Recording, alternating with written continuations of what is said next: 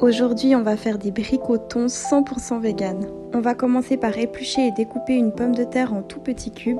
Là, j'ai aussi ajouté quelques petits champignons que j'ai hachés finement. Vous pouvez mettre les légumes de votre choix. On fait chauffer de l'huile dans une casserole et on va venir assaisonner avec du sel, du poivre, du paprika fumé. Là, j'ai mis du paprika aussi un peu plus fort, de l'ail en poudre.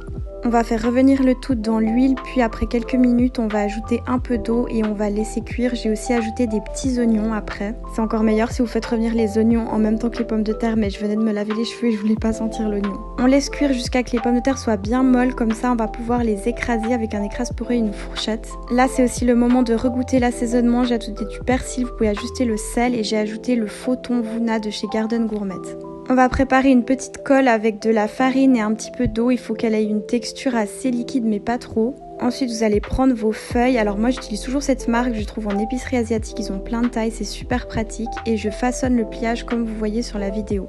Il y a vraiment plein de façons de plier vos briques. J'ai fait un peu au ralenti pour que vous puissiez bien voir. Mais vous pouvez même les faire style rouleau de printemps si c'est trop difficile. Mais en vrai, c'est un petit coup à prendre et après, c'est bon. On utilise la colle de farine pour bien sceller le tout. Pour la cuisson, je vous recommande vraiment de faire dans une poêle avec de l'huile chaude ou à la friteuse. J'avais testé au air fryer mais je suis pas convaincue.